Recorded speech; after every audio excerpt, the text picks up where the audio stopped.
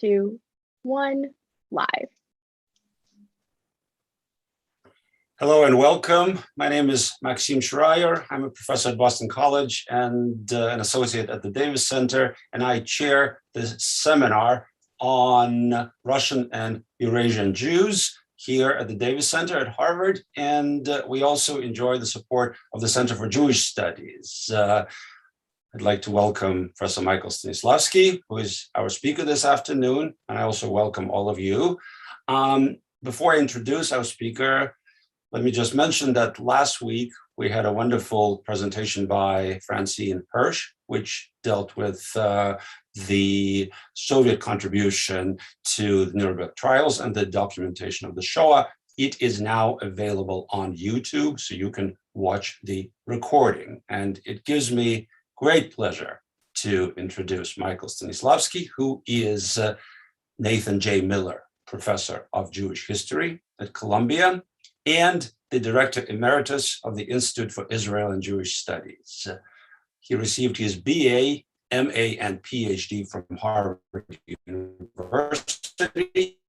In 1979-1980, he served as an assistant professor of history and comparative religion at the University of Washington. And then he came to Columbia University. Professor Stanislawski has authored a number of very important books and dozens of academic articles on Jewish history, Zionism, Russian history, and European intellectual history. I would like to mention a couple that so many of us have read and learned from: Tsar Nicholas and the Jews, and Zionism and the Fin de Siècle.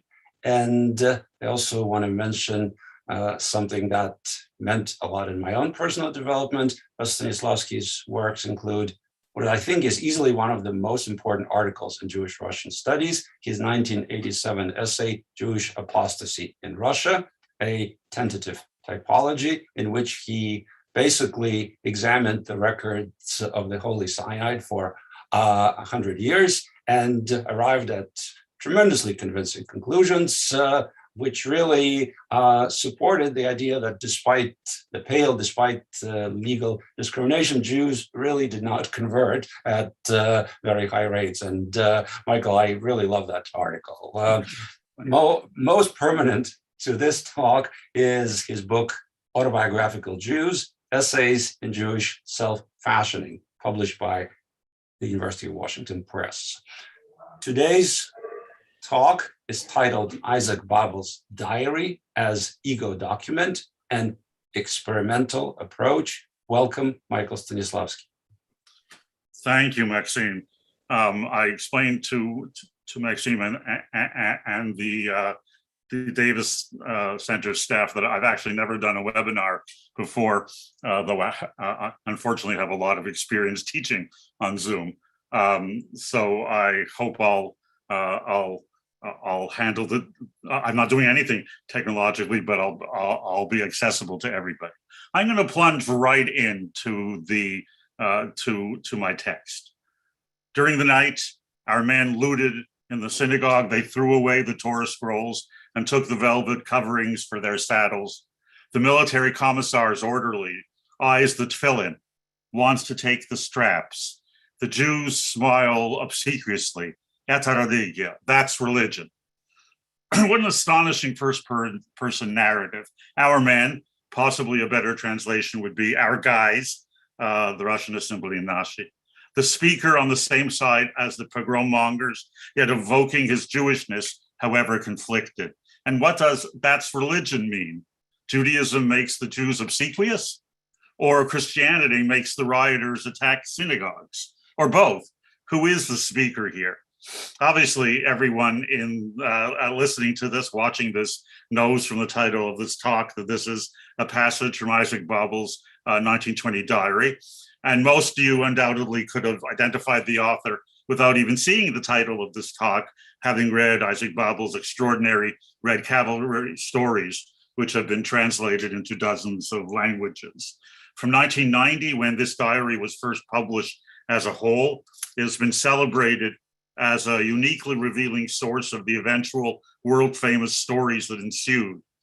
And of course, with the knowledge that a mere 20 years after writing this diary, Babel would be executed as yet another victim of Stalinist terror, a martyr to the cause of art, the free expression, and perhaps, just perhaps, of Jewishness. Thus, even the best commentators on this diary view it retrospectively as an interesting, though modest, chapter in the evolution of the great author Isaac Babel, placed chronologically between his first published stories and the later Red Cavalry and Ben Yakrit cycles. In sharp contrast, what I should like to do this afternoon is a methodologically self-conscious thought experiment, to read Babel's 1920 diary as a standalone ego document penned by an anonymous author, since he does not identify himself in the text. We know it as a he rather than a she, given the Russian grammatical gender marker. Can we understand the diary on its own terms, that is, without any knowledge external to the text itself, and in its own context, since quite obviously the self-identified 25, 26-year-old author did not know, could not have known who he would become just a few minutes later. Crucially, this experiment is cognizant of and in line with the theoretical literature on diaries, which I've been reading in the last several months, a body of work similar to the theoretical literature on autobiographies I summoned in my book, which Maxime mentioned, Autobiographical Jews, though diaries do not seem to evoke the problematics of the neurobiological dynamics of memory, crucial, I still maintain, to the understanding of autobiographies or memoirs. At least in theory, the essence of the diary is the immediacy of its daily composition. Thus, the Russian Dnevnik, the Polish Dziennik, the German Tagebuch, the Hebrew Yoman, the English diary, all from the word for day. As we shall see, however, the issue is not so straightforward in our case study. The second defining characteristic of a diary is its subjectivity, or more precisely, its balance, as one critic has put it, between literary and historical writing, between spontaneity of reportage and the reflectiveness of the crafted text, between subjectivity and objectivity, between the public and the private. Thus concludes one prominent Russian literary historian. Most scholars today, literary critics and historians alike, know what is not to be done. Diaries are not to be treated as if they provided an unmediated access to either experience or facts, unquote. As with the continued use and misuse of autobiographies as bearers of unmediated facticity, I dare say that most historians and most literary critics as well do not follow this rule. And indeed, not only do the commentators on the 1920 diary break this rule in myriad ways, they also misinterpret and misrepresent one of the two central themes of the text, the author's obsession with Jews. The others, which I will not trace here today, are his obsessions with finding food and, to a lesser extent, sex.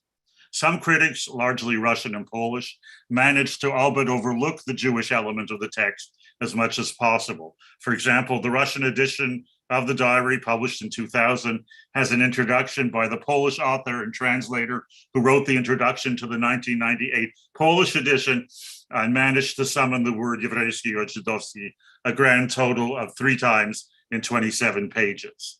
At the other end of the spectrum, American specialists in Russian literature who know little or nothing about Judaism and Jewish culture have written at great length about this diary with a set of highly problematic assumptions about what I call Babel's Jewish register, not understanding the highly peculiar dynamics of middle to upper middle class Odessa Jews, which I've written about elsewhere in regard to Vladimir Jabotinsky, 14 years senior to Babel, but who died, though of natural causes, in the same year in 1940. Ironically, or perhaps not, Jabotinsky, the Zionist, was reared in an upper middle class, totally Russified home, far less familiar with Jewish religions, ritual, Hebrew, and Yiddish than Babel's middle class family.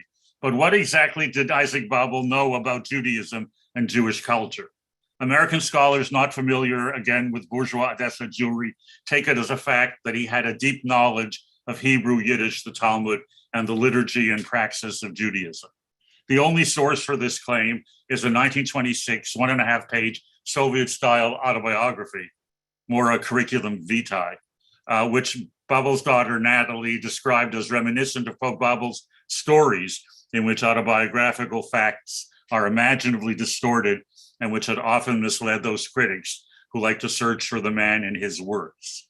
She was most sensitive, actually, about her father's claim in this document that he worked for the Cheka, the Soviet secret police, which seems to have been true, though, for a brief time and in an ancillary role. Regarding Jewishness, what Babel actually wrote in this autobiography was 15 words, or at least 15 words in English. My father insisted that I study Hebrew, the Bible, and Talmud until I was 15. That's it. This standard trope in the history of Jewish adolescents, torturous relationships with their fathers and their fathers' Judaisms in the early 20th century. One thinks immediately of Kafka, of Freud, and closer to home of Mandelstam, even Pasternak, is transmuted into a certainty that Babel thoroughly knew Hebrew, Yiddish, and the Talmud. And then this ostensible fact is metastasized in the introduction to the English language complete works of Isaac Babel by the famous American Jewish novelist Cynthia Ozick into, quote, he was at home in Yiddish and Hebrew and was familiar with the traditional texts and their demanding commentaries, unquote. There's not a shred of evidence in Babel's oeuvre as a whole that he knew anything about the Talmud or these demanding commentaries, except for bare mentions of Maimonides and Ibn Ezra, the latter in a revealingly counterfactual context. From a diary entry we shall look at closely about being in a Jewish home on the fast day of Tisha B'Av, another expert is certain that Babel intimately knew the literature of that fast day, not only the Book of Lamentations, but also the so-called Kinot, and therefore that he must have reflected on the tension between the outpouring of grief in these elegies and the expressions of faith in redemption, especially Yehuda Levi's Tzion Tisha Li Shoma Siraich, and its vision of a reclaimed Holy Land. And that Halevi's utopianism is perhaps then secularized by Babel into his tales of a paradisiacal Moscow. All this based on pure speculation about the extent of Babel's knowledge of Judaism and its tradition. I could go on, but the point is clear. We must follow the young diarist through the entries which start on June 3rd, 1920 in Zhytomyr, as he traverses many towns and villages in Volhynia and Galicia, ending in Klevan, a town in the Rovno Rayon, on September the 15th, 1920. We must do so without any prepositions about this author that do not emerge from the text itself. This is a difficult task, since, for example, other scholars have pointed out that the real Isaac Babel could not have been in Zhytomyr on June 3rd, 1920, since the Red Army had not yet captured Zhytomyr by this point. Perhaps he meant July 3rd. And then the next expert, the editor of the Hebrew diary of the Hebrew translation of the diary, takes it as fact that June the 3rd means July the 3rd. In other words, in this thought experiment, we must bracket the issue of Babel's facticity in favor of exploring his subjectivity. Before I turn to the diary proper, a brief summary of the circumstances surrounding its publication as a whole. No one apart from its authors seemed to have known about its existence before the mid-1950s, when Babel's second wife was given the manuscript by the writer's Kievan friend, T.O. Strach, who seemed to have received it from another Kievan friend, Emya Ovruskaya. His wife believed that Babel had left the diary and other papers with one of his friends when he moved from Kiev to Moscow in 1926. Only 60 years later, 6 decades later, in the late 1980s, did an editor named Galina Bielaya try to have the diary published, but it was rejected by 4 leading Russian literary journals who claimed that it was still too risky, politically speaking, to be published, or that it would damage Babel's reputation since it dealt so fulsomely with Jews. Fragments of this text then appeared in print in the 1980s, and finally, as I mentioned, the diary was published in its entirety in the new 1990 edition of Babel Sachinin, of his complete works published in Moscow. What this chronology totally lacks, however, is an answer to the central question literary critics ask of diaries, following the typology set forth by the French scholar Jean Rousset in 1983, distinguishing the importance of distinguishing the extent to which the diarist wrote his or her diary solely for her or himself, or whether it was meant for a second pair of eyes or more, either intimate or not, or if the author overtly intended or allowed it to be published. All we know in this case is that in the text of the diary, Babel never alluded to another potential reader, and so we must assume that he wrote it just for himself under what scholars have called the Secrecy Clause of unpublished diaries. As Andrew Hassam, an Australian literary critic who's written a great deal on the genre of the diary, explores in a fascinating article entitled Reading Other People's Diaries, we feel an ethical imperative not to read other people's unpublished diaries without their permission, even if one comes across such a diary by accident from an unidentified author we cannot know. But Hassam reassures us, once a diary is published, the ethical dilemma of breaching the secrecy clause moves from us, the readers, to the editors or publishers of the text, even or possibly especially if they did not have the author's explicit permission to publish it. Did Babel mean for this text to be read by us? We simply do not know. Two words in the text complicate the issue for me, threatening to upend our entire conception of this diary. Early on, he writes, "Piszut dnevnik." I'm writing in my diary. Why would a diary writer note in his diary that he is writing his diary? Is this actually a diary written contemporaneously as events unfolded, or is this a retrospective text written at least edited sometime after the events, thus summoning up the vagaries of autobiographical memory? We simply do not know. For the purpose of this paper, I will proceed as if the diary was indeed composed at the time recorded in its pages, and we shall see how that goes. On to the text itself and my experimental reading. In a longer version of this paper, I'll analyze the diary as a whole. Given our time constraints, what I'll do is a close reading of several entries that I deem representative of the whole. As mentioned, the story begins with an entry dated June 3rd, 1920 in Zhytomyr. It begins in medias res, quote, "Morning in the train, came here to get my uniform and boots." So we learn right away that the diarist is in the military, and very soon that he is a writer rather than a soldier, but an idiosyncratic one at that. The whole editorial crew, he writes, are unbelievable dirty people who repel him. He has to write letters home, we don't know where that is, and send packages off to Ugrosta, the Ukrainian division of Rosta, the Soviet news service, and then an astonishing litany. Quote, "Operation to seize Novovolynsky.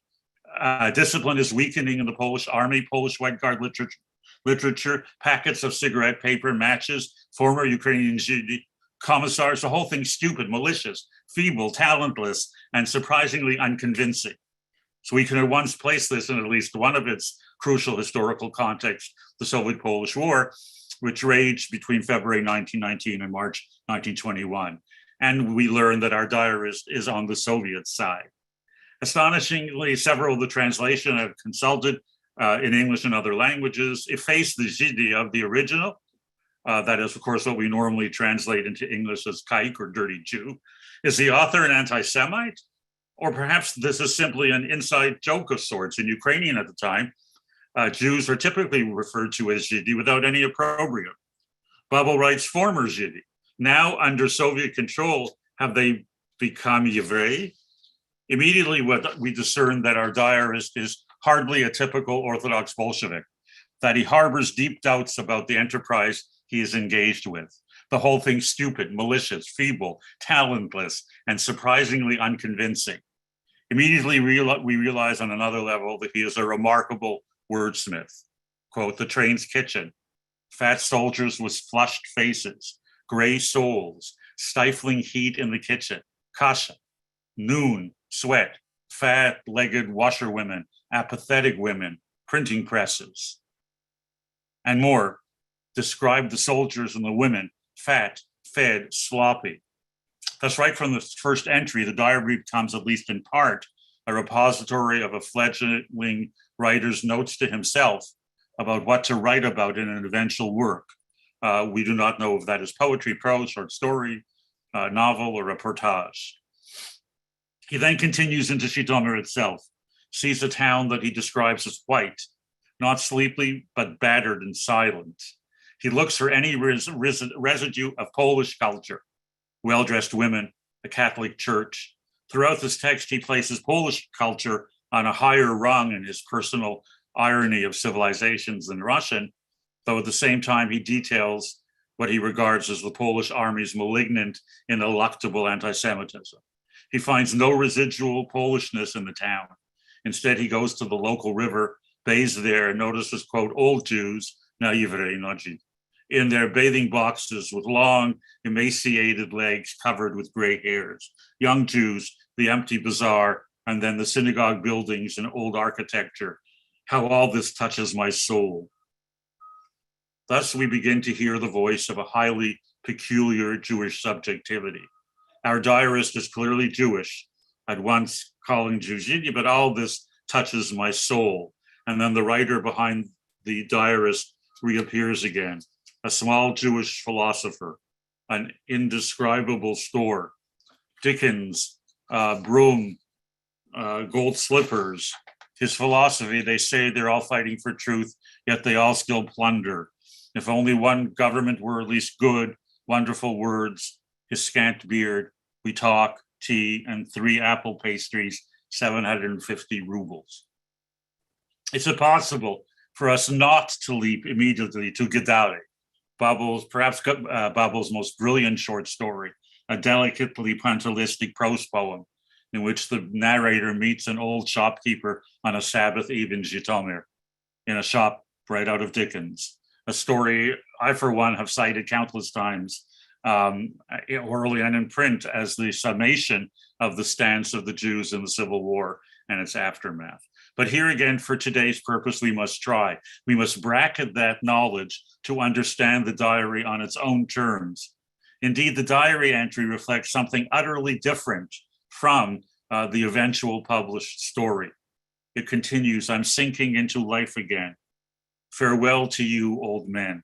An intriguing glimpse into his inner life.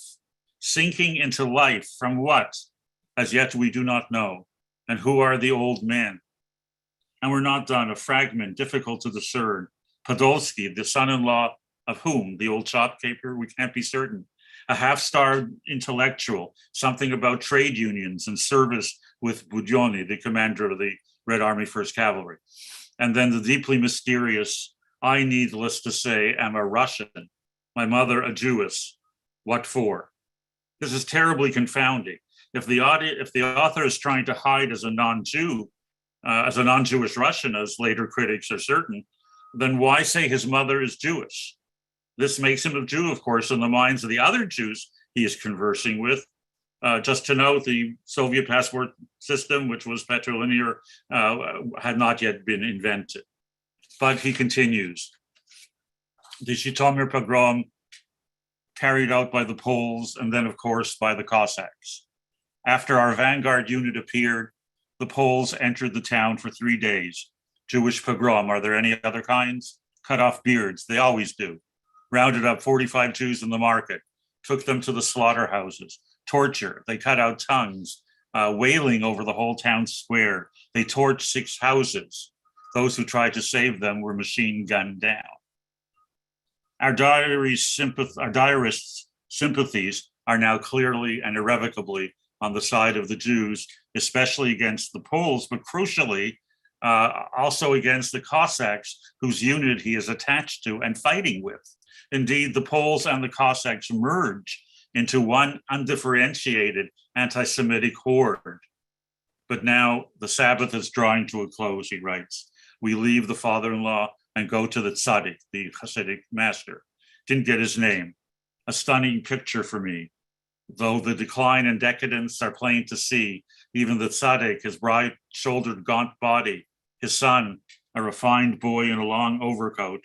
I can see petty bourgeois but spacious rooms, everything nice and proper, His wife, a typical Jewess. One can even call her of the modern type. The faces of the old Jews, conversations about rising prices.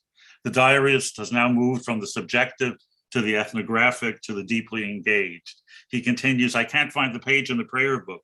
Podolsky shows me, instead of candles and oil lamp, I'm happy. Large faces, hooked noses, black gray streaked beards. I have many thoughts. Farewell to you, dead men. I leave shattered. It seems that the old men or even dead men are metonymies for Jews or even for Judaism. A Judaism he both yearns for, but knows is dying at best or is already dead. It touches my soul. I am happy. I leave shattered. The tension between his happiness and his shatteredness is painfully palpable. The next entry still in Zhytomyr, the opening of a communist club in the editorial office. That's the proletariat for you, he says. Incredibly feeble Jews and Jewesses from the underground. March forth, you pitiful, terrible tribe. He is thus serving a cause he knows is pitiful and terrible. The second motif of the diary thus far emerges even more closely, his intense disillusion with the communist cause he is fighting for. And then the struggling voice of a young man unsure of the future, his future. I'm tired and lonely. Life flows before me, but what is its significance? He moves to the town of Koretz against the push and pull of the Jews. He tells himself, describe the Jews outside the large house, a yeshiva bocher in spectacles, what they are talking about. These old men with their yellow beards, stoop-shouldered merchants, feeble, lonely. I want to say. He decides to quarter in the home of a Jew against his comrade's advice. A 6-year-old girl asks him, are you a Jew? Her father says she's frightened. I tell them, he writes, everything will be fine. What the revolution means. I talk profusely. Things are bad. We're going to be plundered. Don't go to bed. Then an extraordinary scene in extraordinary language. Night, a lantern in front of the window, a Hebrew grammar. My soul aches. My hair is clean. Clean is my sorrow. What exactly is clean sorrow? Perhaps fresh sorrow? Our uncertainty is then magnified by the next entry. Discussion with Jews, my people. They think I'm Russian and my soul opens up to them. We sit on the high embankment, peace and soft sighs behind me. I told them my mother is Jewish. The story, Gilead Serka, the rabbi. We, the readers, have no clue what all this means. What story happened in Gilead Serka with the rabbi? Scholars will later attempt to answer this question with information from outside this text, but from the diary alone, we simply cannot know. The subjectivity is exclusionary, self-enclosed. The next day, my first ride on horseback, almost comical, the chubby urban Jewish intelligent attached to a Cossack unit, clumsily mounting his first horse. The next day, my birthday, I'm 26. I think about home, about my work, and my life is flying by. The manuscripts, a dull misery. Onto the former Soviet border, where his unit receives orders from headquarters. This is the first time the Soviet troops will cross the frontier. We are not entering a conquered country. The country belongs to the workers and peasants of Galicia and to them alone. We are going there to help them establish Soviet rule. Babel comments, an important and sensible order, but will the scavengers, the Cossacks, obey it? No. Once more, his obsessions with the Jews, or perhaps more precisely, the former Jewish life that flourished in this region. The Jewish cemetery in the town or village of Malin, hundreds of years old, gravestones have toppled over, overgrown with moss. He writes it as Synchronitsky, now Budyoni, unfortunate Jewish population. Everything repeats itself. Now that story, Poles, Cossacks, Jews, is repeating itself with stunning exactitude. The only new element is communism. Is that good or bad? But his inner self is fixated on other matters. I find this life so flat, so boring. The chickens, the hidden cow, the stupidity, an inexpressible sadness brooding over the earth. Everything damp, black, autumnal. It's July 20th. While back at home in Odessa, so we now learn that he's from Odessa, soon pondering the nature of, quote, our Cossacks, many-layered, looting, reckless, daring professionalism, revolutionary spirit, bestial cruelty. We are the vanguard, but of what? Immediately, his attention shifts to the Jews of the new town they occupy. Clusters of Jews, their faces. This is the ghetto, and we are an ancient people, exhausted, but we still have some strength left. I wander around endlessly, can't tear myself away. An old Jew, I like talking with my own kind. They understand me. Here is his existential paradox laid bare. He feels a profound kinship with the Jews he is encountering, in sharp tension with his Bolshevik mission and his ostensible ideology. How to emerge from this tension, if not contradiction? In the next town, Dudno, he meets a group of frightened Jews fearing both the Poles and communism. He reassures them that everything will be better. My usual system, miraculous things are happening in Russia. Express trains, free food for children, theaters, the Internationale. But our diarist knows that these are chimeras at best. They listen with delight and disbelief. You'll have your diamond-studded sky, and everything and everyone will be turned upside down and inside out for the umpteenth time, and I feel sorry for them. But the lost Jewish world is not the remedy to this crisis. No parrots or Buber neo-romanticism here, not even the steely reportage of Ansky in these same territories 5 years earlier, witnessing the carnage and hoping, as the cliche has it, to rescue the embers from the fire. Babel's eye enters the remaining Hasidic synagogue and is repulsed. Such misshapen little figures, such worn faces. And then it came alive for me, what it was like 300 years ago. This is and is not his emotional home. Of all the Jews of Dubno, the most repulsive looking seem to have gathered here. I pray, or almost pray, a quiet evening in the synagogue that always has an irresistible effect on me, but that effect is both contradictory and breathtaking. Religion, he asks, there are no adornments in this building. Everything is white and plain to the point of asceticism. Everything is fleshless, bloodless to a grotesque degree. You have to have the soul of a Jew to sense what that means. But what does the soul consist of? Can it be that ours is the century in which they perish? The angst of this 26-year-old is brutal. He and his parts of his unit arrives in the small, largely Jewish town of Demidovka, causing a frenzy among the Jewish population since it is Saturday and the eve of the fast day of Tisha B'Av. And the Cossacks demand their decidedly unkosher food be cooked on the Sabbath and the fast day as well. Babel, again pretending to be a Russian, says nothing. One of his comrades engages in a tirade against the fucking Yids, gets into an argument with a Jewish youth whom Babel describes in what seems at first to be a delicate, sympathetic vignette. The youth wears glasses, is dark-haired, nervous, has scarlet inflamed eyelids, speaks Russian badly.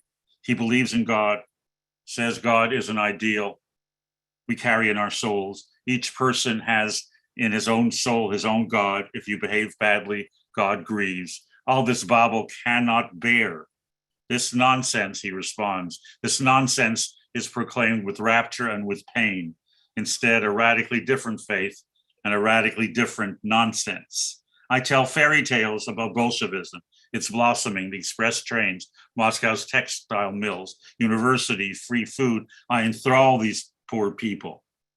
At which point the scene changes. It's Tisha B'Av, the 9th of Av. The old woman sobs, sitting on the floor, and her son, who worships his mother and says he believes in God just to please her, sings in a pleasant light tenor and tells the story of the destruction of the temple. In other words, both Babel and the son don't believe the nonsense they are spewing.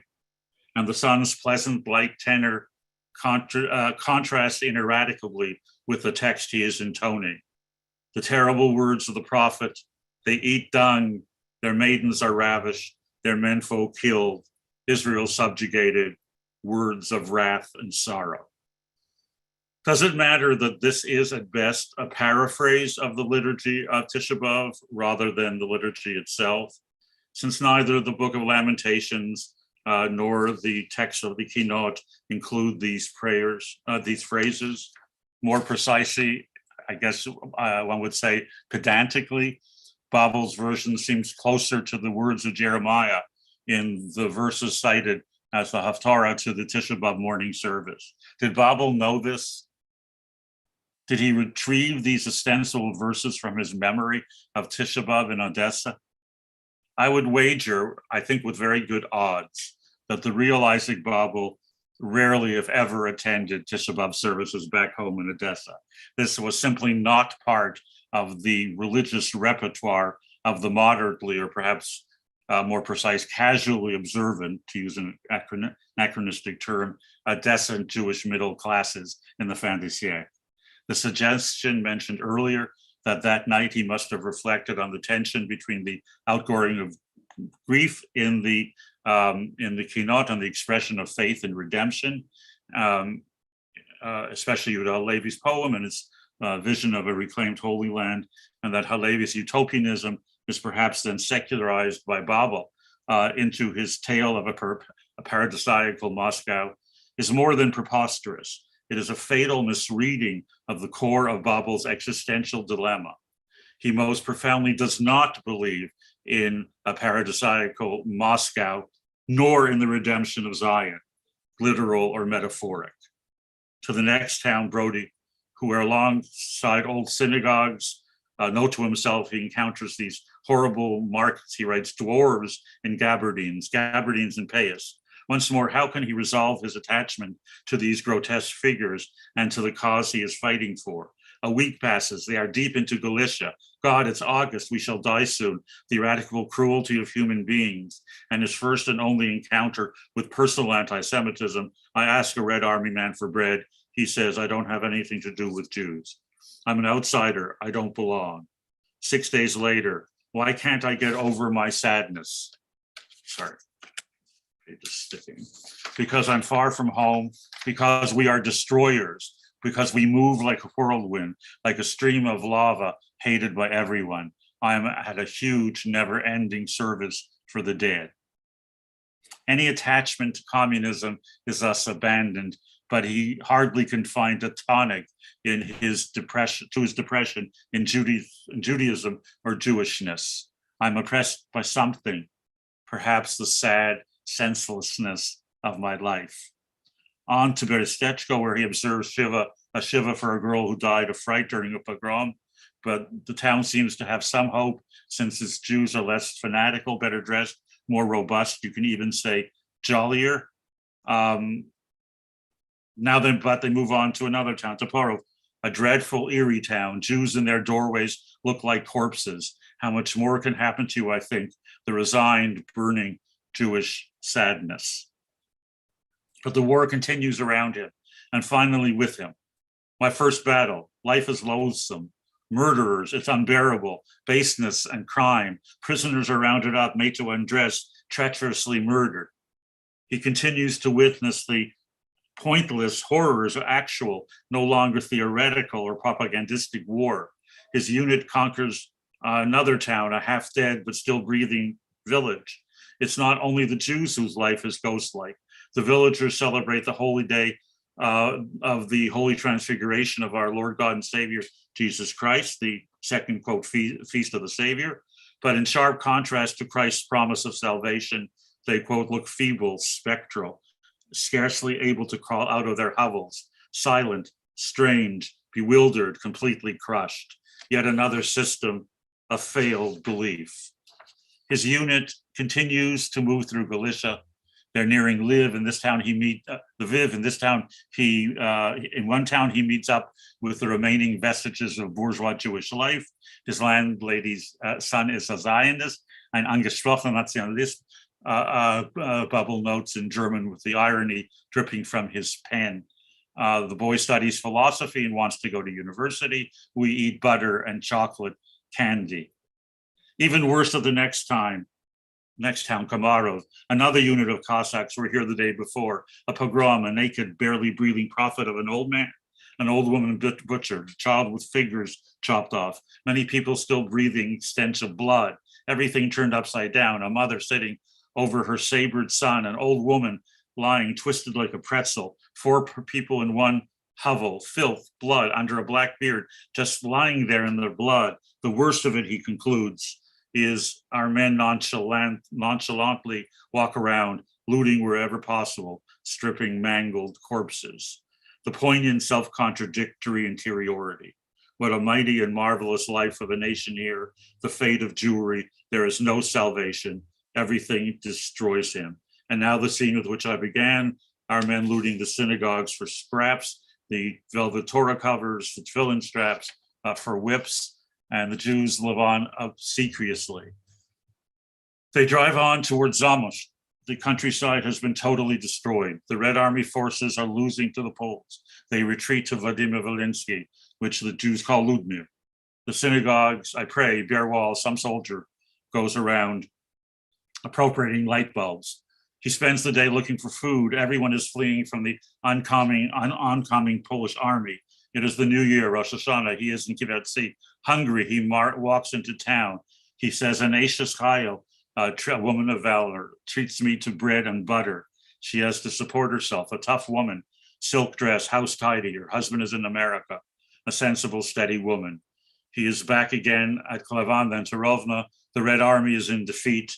Their airplanes are all damaged. The airmen haven't learned to fly properly. On the last image, a Red Army man with a bad throat speaks in a thick voice about the attack, the commander, the fact they were all barefoot. Some advance, others don't. He gestures with his finger, supper at Gasnikova's. The diary ends in medias res, as it began, in a litany of destroyed hopes, ideologies, religions. What can we make in the end of this ego document? First, a comment on Buber's, what I call Buber's Jewish register. In this diary, he uses precisely 9 Yiddish or Hebrew phrases in its 93 pages. Tzaddik, the Hasidic master, yeshiva bocher, yeshiva student, Talis, the prayer stall, Grober Mensch, he writes, a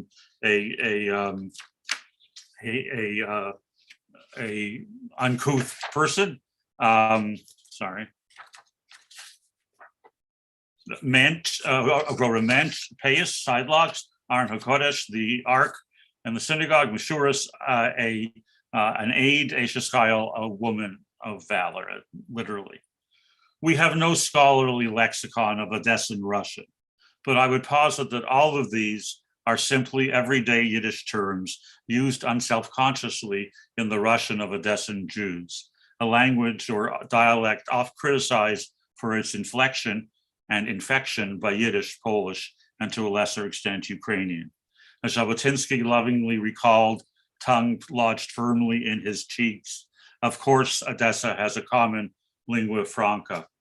And of course, this was a language of Slavic descent, but I deny with indignation the widely held misunderstanding that this was corrupted Russian. First of all, not corrupted. Second, not Russian. Babel's use of such Yiddish terms denotes nothing more than growing up Jewish in Odessa in the early decades of the 20th century. No more knowledge of Yiddish, Hebrew, the Talmud, and its commentaries required, no more than a contemporary American Jew saying, I have such nachas for my kids, or he has a real Yiddish cup. No Talmud knowledge required. But Babel was, quite obviously, not just another Odessan Jew born in 1894 into a middle-class Jewish family speaking and sometimes writing in Odessan Russian. His stories, plays, and scripts portray a brilliant, if oft unstable, balance between his Jewish past and the Bolshevik present and future. In the haunting Red Cavalry stories, The Rabbi's Son, for example, he unforgettably sketches the dead body of Ilya, the son of the Rabbi Zhitomir, in whose pockets there lay the, quote, mandates of the political agitator and the mementos of the Jewish poet, portraits of Lenin and Maimonides, a lock of women's hair in the resolution of the last Communist Party Congress. Quote, crooked lines of ancient Hebrew verse huddled in the margins of communist pamphlets. These were the words, and this was the affect of the finely polished product of the project, which began in the 1920 diary. But in that diary, there was no such resolution, as I hope I've demonstrated, no such parallelism between Lenin and Maimonides, no such, to put it mildly, qualified embrace of the Bolshevik reality. but neither do the words of this brilliantly hypersensitive 25 and 26-year-old find resolution in the life and faith of the Jews and the Jewish civilization recorded in the diary, obsessively, often lovingly, and sometimes with great pathos, but in the end with the all-consuming and shattering knowledge of their inexorable death. In the end, we return to those two words written near the start of the diary. Pishut Nevni, I'm writing in my diary. By reading the 1920 diary as a self-referential ego document, we not only adhere to what I think is a necessary methodology applicable to all diaries, we are also able to encounter the young Babel at a critically formative time of his life. As a highly astute critic of Thomas Mann's diary wrote, diary writing supplied for Mann one of the primary satisfactions of fiction itself, the opportunity to trap time and thus oneself in the artful web of textuality. So too, I think, for Babel. In the self-consciousness of diary writing, the callow young writer began to craft the supple, limpid prose that would soon be his hallmark, and through enormous pain to begin to fashion the persona of the all too sensitive artist trapped between the Jewish past and the Soviet future. Thanks. Michael, thank you so very much. This was truly fascinating and experimental in the best sense of it. I really, really enjoyed it. Hey, thank you. And I do anticipate some questions from the audience, but perhaps I could begin by probing a couple of things you said, if you don't mind. No, I don't mind. Because I think in the end, you sort of released us from the taboo of referencing the larger context of Babel's works, and particularly the Red Cavalry stories. So the first thing I was wondering if we could probe is sort of the textual history. I haven't worked on Babel in a long time, honestly, so forgive me if I'm misremembering, but I have this recollection that Babel around 1938 spoke to a group of young writers and referenced a bit obliquely the history of the diary. And I think he said something to the effect that he was working on a larger diary, only a small part of it survived. And so he wrote Red Cavalry mainly based on memory and recollections of recollections. And so I guess kind of the two-pronged question is, perhaps talk a little more about the textual history and, whether or not Babel acknowledged the presence of this diary. And two, how do you feel about the idea of a larger erased diary or lost diary, and why?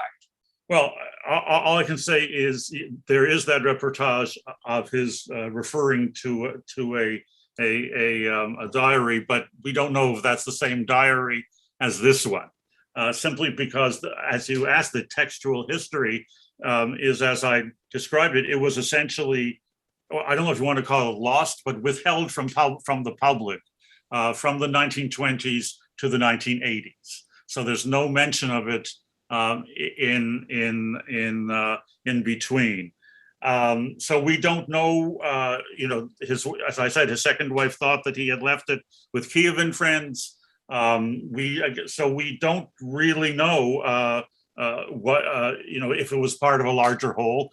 I wish it were part of a larger whole. I wish I had, Thomas Mann's, I've been working through simultaneously, it won't be in whatever I publish, but just for edification, Thomas Mann's diaries. And it's like 5 enormous volumes in German. It's fascinating because it's every day, what he ate, when he went to the bathroom, when he had sex with his wife, where he went for a walk.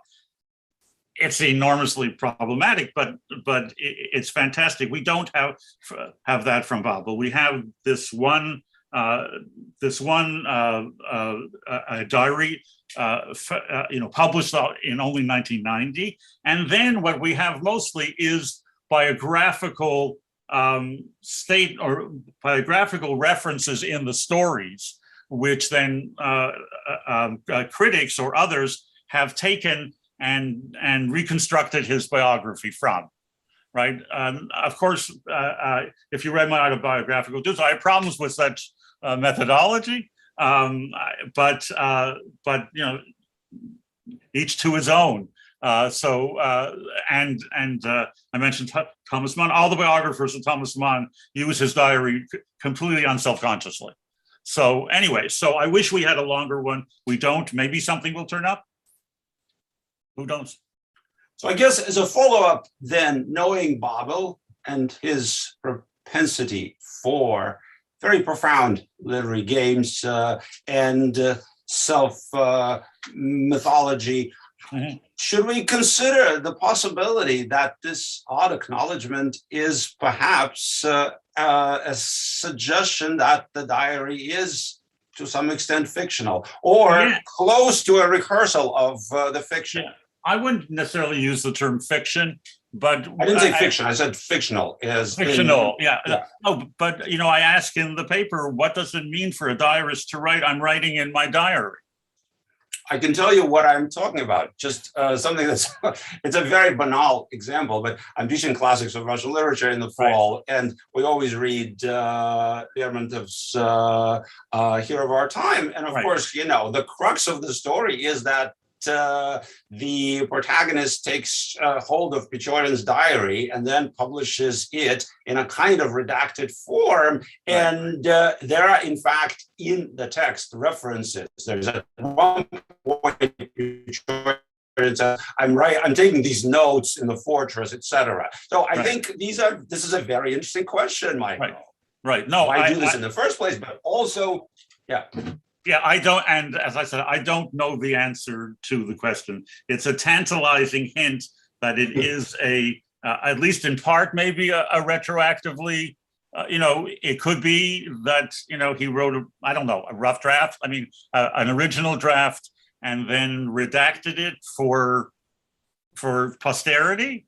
I don't know. That it's really only, look, the language is so extraordinary, right, that it almost lends itself to the creative mind. As you know better than I. When I mention Gedalia, I say it's a prose poem because I don't know how else to describe it. So he's capable of this extraordinary kind of writing, and did that emerge, without any kind of intervention of his poetic muse? Just a muse into. I've tried studying this. I've tried to keep a diary for a while, and it's extraordinary. Everybody has done that at some point, I think, but it's extraordinary challenging. What do you include? What do you not include? Do you include your most intimate thoughts or experiences, or do you have some kind of code for that, or do you?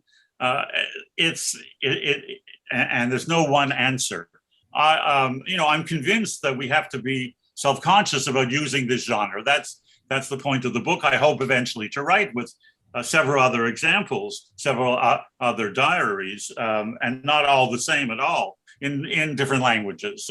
But trying to use this literary theory on diaries to make a sharper point about how such texts should be used as historical sources. That's right. Thank you. And we have a couple of questions, and one of them is from Pavel Lembersky, who is a New York-based emigre writer, bilingual writer, and a very astute reader of text. He was probing something you said, which is, you quoted this mysterious phrase, which in English sounds as "my sorrow is clean."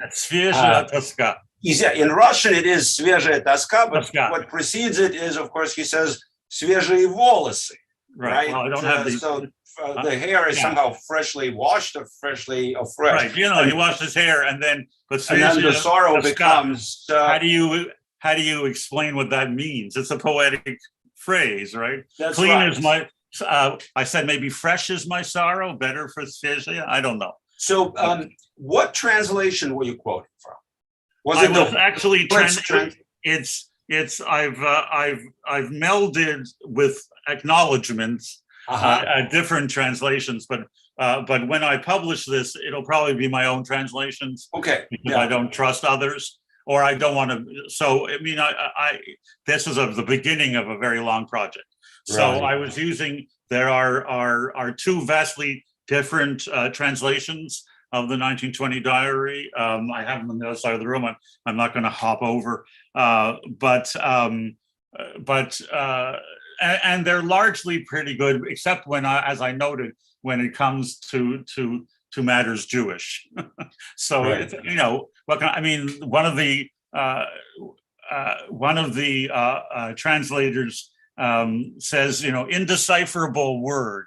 And when you look at the original Russian, it's Aron HaKodesh. Now, Aron HaKodesh, the Ark, Is decipherable.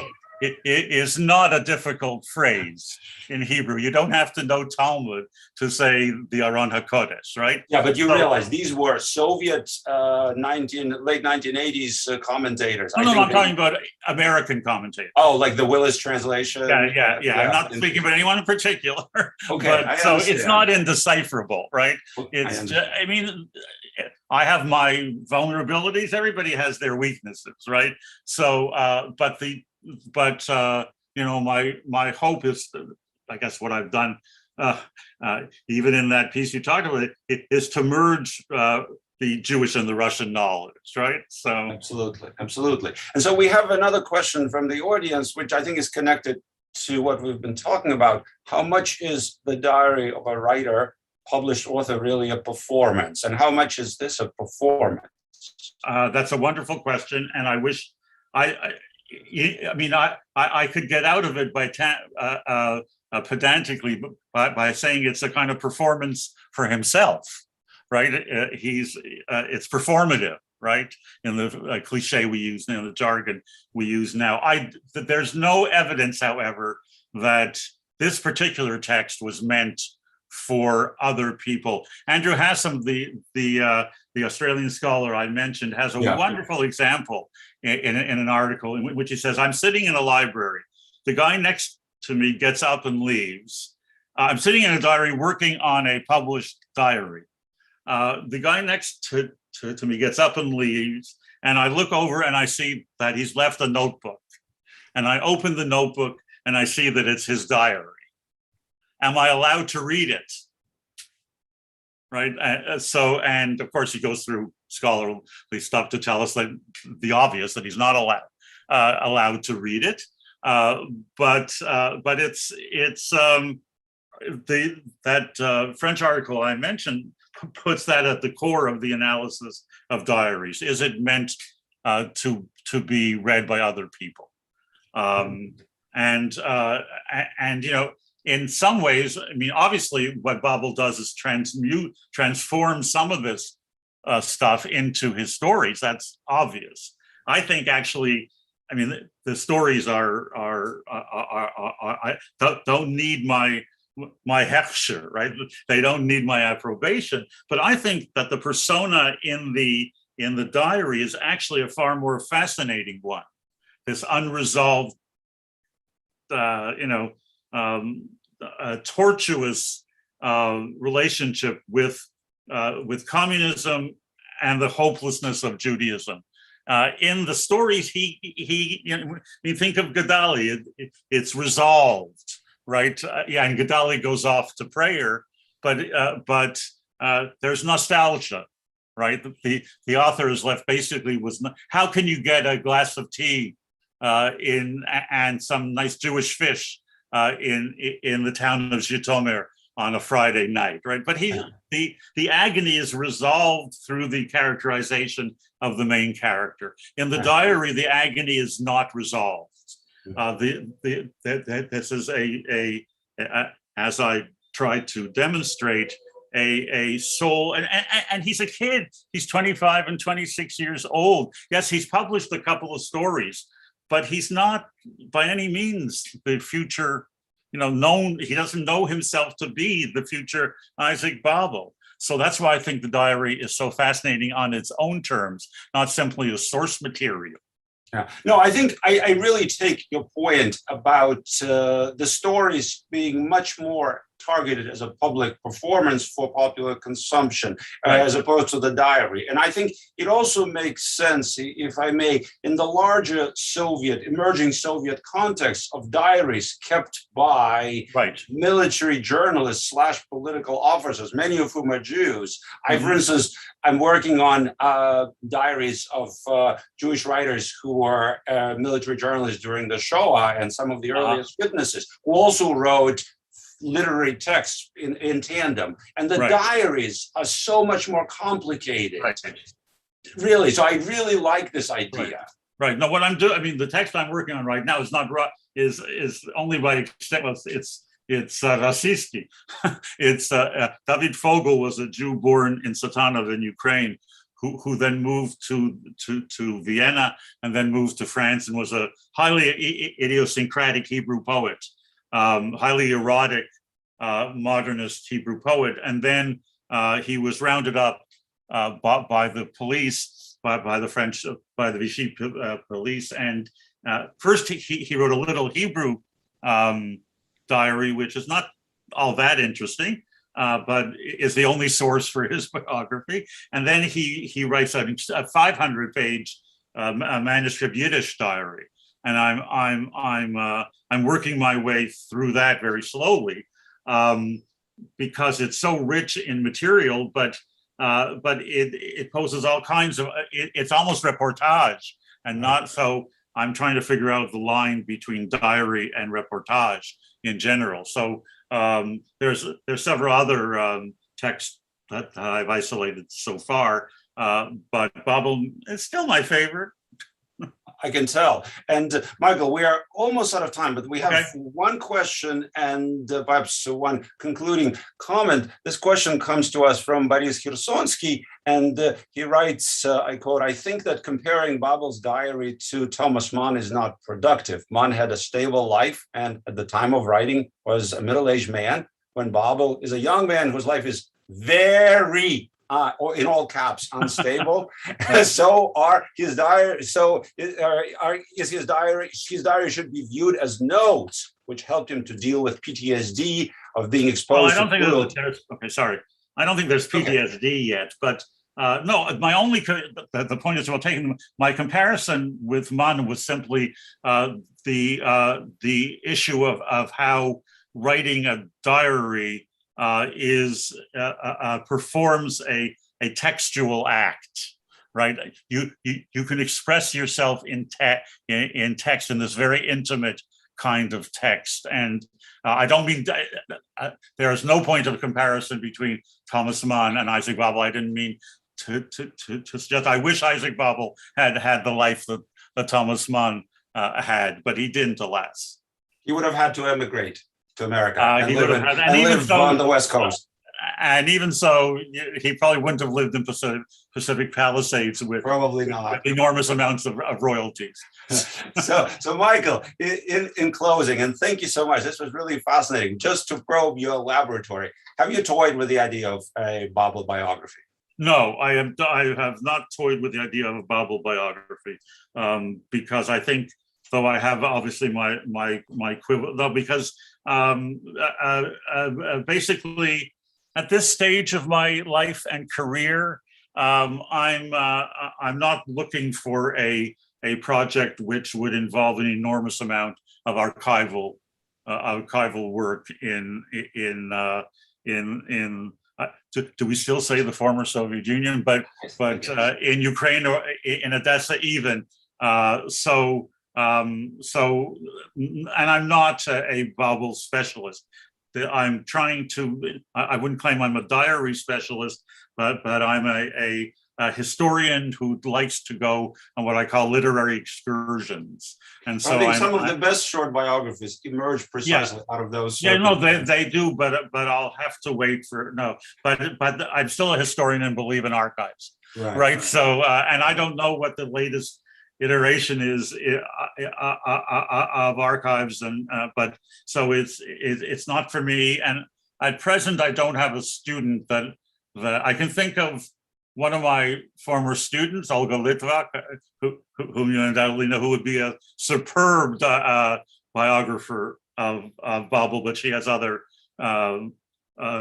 projects that she's pursuing right now. Yeah, and she has So- spoken in this seminar as well. Yeah, In yeah. any case, Michael, I'd like to thank you so very much for this and for giving us a chance to talk and think about these questions. Great. Thank you. And I want to thank all our audience Thank members the, for being with us.